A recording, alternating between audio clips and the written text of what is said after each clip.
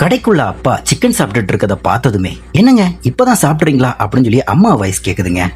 நம்ம அப்பா பதறி போய் ஃபோனை மறைச்சு வைக்கிறார். உள்ள வந்த அம்மா அவர் சிக்கன் சாப்பிட்றத பார்த்துட்டு, என்னங்க வெள்ளிக்கிழமை அதுவுமா சிக்கன் சாப்பிட்றீங்க, யாரு கொடுத்தா அப்படிங்கிற மாதிரி கேட்குறாங்க. உடனே அப்பா, அது நம்ம ரஹீம் பாய் வீட்டு விசேஷம், அதான் கொடுத்து விட்டாரு அப்படின்னு சொல்லி சமாளிக்கிறார். அப்படியே அம்மா சொல்றாங்க, நம்ம கணக்கண்ணா ஊர்ல இருந்து வந்திருக்காங்க அப்படின்னு சொன்னதுமே, அப்பா அவரை ஏன் வெளியே நிப்பாட்டி வச்சிருக்க, உள்ள கூப்பிடு அப்படிங்கிறாருங்க.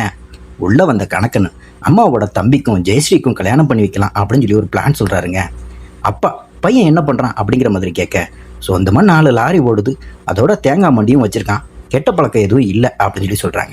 ஆனா பையன் +2 தான் படிச்சிருக்கான்னு தெரிஞ்சதுமே பையன் படிக்கல அப்படிங்கிற ஒரே காரணத்துக்காக அப்பா மூஞ்சில் அடிச்ச மாதிரி வேண்டான்னு சொல்லிட்டாருங்க. வந்தவரும் செம அப்செட்ல கிளம்பி போறாரு. அப்படியே சீனை கட் பண்ணா நம்ம ஜக்கு இருக்கான் பாருங்க, மது கிட்ட ஃபோன் நம்பர் வாங்கிட்டு அப்படியே வழியிற மாதிரி மெசேஜ் அனுப்பியிருக்கான் போலங்க. மது செம காண்டாகி ஒழுங்கா மன்னிப்பு கேளு அப்படிங்கிற மாதிரி கத்த, ஜக்கு அவனோட ஃப்ரெண்டை கூப்பிடுறான். அவன் வந்த உடனே, யாரோட அந்த ஃபிகர், எங்கேயோ பார்த்த மாதிரி இருக்க அப்படிங்கிற மாதிரி சொல்ல, டேய் அவளுக்கு பிளேலிஸ்ட் அனுப்ப சொன்னா நீனோட ப்ளே பாய் வேலை பார்க்குற அப்படிங்கிற மாதிரி கேட்குறான். ஜக்கு தாங்க ஃபோனை வச்சுக்கிட்டு ஏதோ ஒரு தில்லாலங்கடி வேலை பார்த்துருக்கான். சாரிங்க ஏதோ ஒரு ஃப்ளோவில் அனுப்பிட்டேன் அப்படின்னு சொல்லி ஜக்கு சொல்ல, ஏண்டா ஃப்ளோவில் ஐ லவ் யூ சொல்வியா அப்படின்னு சொல்லி மது அடிக்க போகிறாங்க. ஏங்க வயலன்ஸாக வேணாம், தப்பே இல்லாமல் உன்னை திட்டேன், சாரி, அப்படியே ஒரு காபி சாப்பிட போகலாமா அப்படிங்கிற மாதிரி ஜக்கு கேட்குறான். அவனோட ஃப்ரெண்டு, ஏங்க அவன் ரொம்ப சைக்கோ, இப்போ போகலாமா அப்படின்னு கேட்குறான்.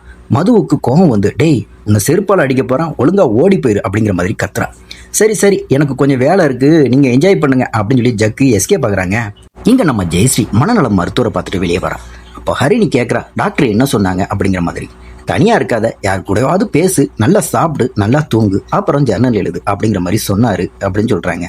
கரெக்டாக தான் சொல்லியிருக்காங்க. இதெல்லாம் ட்ரை பண்ணு, உலகம் ரொம்ப பெருசு, மனோஜ் இல்லைன்னா மகேஷ், லவ் பண்ணுறதை விட்டுட்டு ஏன் ஃபீல் பண்ணுற, இப்போதைக்கு வேலை தேடு, அப்புறம் டேட்டிங் பண்ணிக்கலாம், உன்ன மாதிரி ஹோம்லி கேர்ளுக்கு நிறைய பேர் கிடைப்பாங்க அப்படிங்கிற மாதிரி ஹரிணி ஆறுதல் சொல்கிறாங்க. இங்கே மீராவும் அஸ்வினும் ட்ரெஸ் எடுக்க வந்திருக்காங்க. மீரா ஒரு ட்ரெஸ்ஸை காட்டி, இது உனக்கு நல்லா இருக்கும் அப்படின்னு சொல்லி சொன்னா, அஸ்வின் என்னடி உன் டேஸ்ட் இவ்வளோ மட்டமாக இருக்குது அப்படின்னு சொல்லி அவங்களுக்கு பிடிச்சதை எடுக்கிறாங்க. அப்புறம் மீரா ஒரு சூப்பர் ட்ரெஸ் போட்டு வந்து, எப்படி இருக்குது அப்படின்னு சொல்லி கேட்குறான். கடையில் வேலை பார்க்குறவங்க கூட செம்மையாக இருக்குங்கிறாங்க.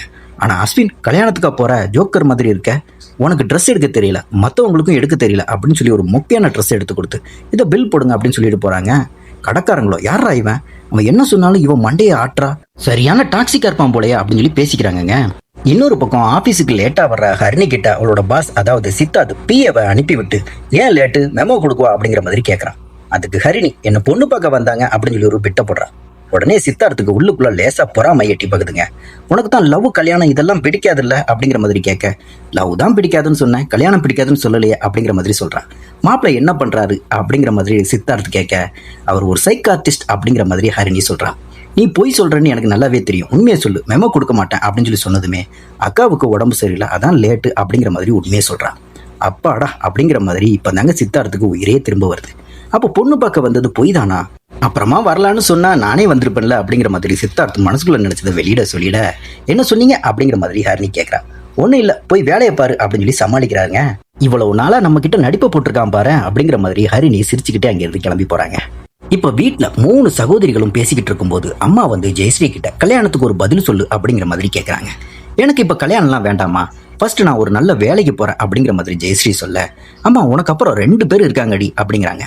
உடனே ஹரிணியும் இன்னொரு தங்கச்சியும், வேணா ஹரிணிக்கு ஃபர்ஸ்ட் கல்யாணத்தை பண்ணி வைங்க, இவ போனால் நாங்கள் நிம்மதியாக இருப்போம் அப்படின்னு சொல்லி மாற்றி மாற்றி ஜாலியாக சண்டை போட்டுக்கிறாங்க. அம்மா சரி நான் உனக்கு நல்ல மாப்பிள்ளையா பார்க்குறேன் அப்படின்னு சொல்லிட்டு கிளம்புறாங்க. ஜெயஸ்ரீயோட நல்லதுக்காக ஹரிணியும், அம்மா மாப்பிள்ளை பார்க்கட்டும், டைம் எடுக்கும், செட் ஆனால் ஓகே சொல்லு அப்படிங்கிற மாதிரி சொல்கிறாங்க.